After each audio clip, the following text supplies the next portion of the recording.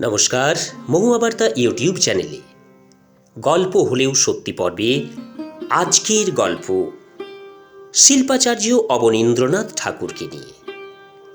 চ্যানেলে যারা নতুন তাদের অনুরোধ জানাবো চ্যানেলটি সাবস্ক্রাইব করে বিভিন্ন মনীষীদের সংক্ষিপ্ত একটি করে গল্প আপনাদের সামনে শেয়ার করব। যদি ভালো লেগে থাকে অবশ্যই চ্যানেলটি সাবস্ক্রাইব করে সাথে থাকুন। আসুন, শিল্পাচার্য অবনীন্দ্রনাথ ঠাকুর ছোট্ট ছেলে, তখনও 5 বছরে পড়েনি। বারান্দায় এক গামলায় অনেকগুলি লাল মাছ খেলা করছে। লাল টুকটুকে মাছগুলি গামলার এপাশ থেকে ওপাশ ছোটাছুটি করছে। দেখতে দেখতে হঠাৎ ছেলেটির মাথায় একটি ভাব জাগলো, এমন লাল মাছগুলি সাদা জলে খেলছে কেন? জলটা লাল হলে আরো কত সুন্দর হবে, লালে লাল মিশে যাবে। যেমনি ভাবা তেমনি কাজ। তখনই দৌড়ে গিয়ে খানিকটা লাল রং এনে ছেলেটি জলে গুলে দিল। জল লালে লাল হয়ে উঠল। লাল জলে লাল মাছ। ছেলেটি তো বেজায় খুশি, কিন্তু মাছগুলির তা সইল না। দেখতে দেখতে এক একটি মাছ মরে ভেসে উঠতে লাগলো। একটা তারপর আরেকটা, তারপর আরেকটা, তারপর এইভাবে সব মাছগুলি মারা গেল। ছেলেটি এবার ভয় পেয়ে গেল, দেখলো চারপাশে কেউ আছে কিনা। তারপর একেবারে দৌড় দিল সে তল্লাট থেকে নিজেদের ঘরে। একটু পরে সারা বাড়িতে যখন সারা পড়ে গেল, লাল মাছের জলে রং গুললে কে গুলেছে? লাল মাছের জলে রং কে গুলেছে? মাছ কে মারলে? বালক তখন নিজের ঘরের মধ্যে একেবারে চুপচাপ। আরেক দিনের কথা, ছুতোর মিস্ত্রি পাখির খাঁচা তৈরি করছে। ছেলেটি দাঁড়িয়ে নিরীক্ষণ করে দেখছে যে মিস্ত্রি কাঠ কাটছে, পেরেক মারছে, হাতুড়ি ঠুকছে, বাটালি ঠুকছে। কোনো এক সময়ে মিস্ত্রিরা গেছে টিফিন খেতে, যন্ত্রপাতিগুলি পড়ে আছে।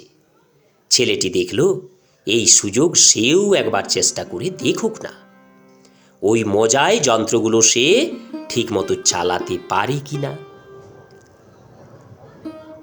বাটালি আর হাতুড়ি তুলে নিয়ে সে চালালো ঠোকাঠুকি। ধারালো বাটালি দিব্যি কাট কাটছে। হঠাৎ বাটালির এক ঘা এসে পড়ল বাঁ হাতের বুড়ো আঙুলের ডগায়। রক্তারক্তি ব্যাপার। রক্ত বন্ধ করার জন্য তাড়াতাড়ি খানিক ধুলোবালি নিয়ে চেপে ধরল আঙুলের ডগায়, কিন্তু রক্ত আর থামে না। এবার সত্যই ছেলেটি ভয় পেল, ছুটল মায়ের কাছে। চিরদিনের মতো সেই কাটা দাগ রয়ে গেল আঙুলে আঁকা। আরেকদিনও ঠিক এমনি অবস্থা। গুড়গুড়িয়ে তামাক খাবার ইচ্ছে হলো। তখনই একটা গাড়ু জোগাড় করে তার মধ্যে খানিকটা জল ভরে টানতে শুরু করলো। ভুরুক ভুরুক। হঠাৎ চমকে উঠল, কে যেন জুতো পরে এই দিকেই আসছে। তাড়াতাড়ি গাড়ু ফেলেই ছুট।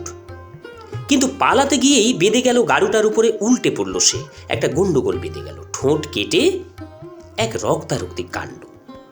তখনই বড় পেল, এলেন ডাক্তার। নকল তামাক খাওয়ার সেই চিহ্ন রয়ে গেল ঠোঁটের উপর চিরস্থায়ী হয়ে।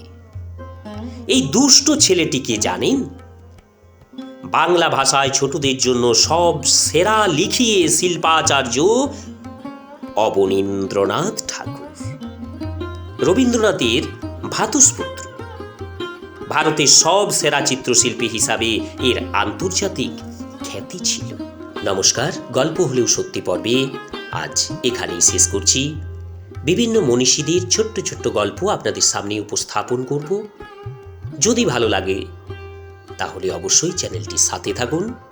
আজ এই পর্যন্তই। আসবো পরের পর্বে, নিয়ে আসছি সাংবাদিক শিশির কুমার ঘোষের গল্প, অতি সংক্ষিপ্ত গল্প। নমস্কার, ধন্যবাদ।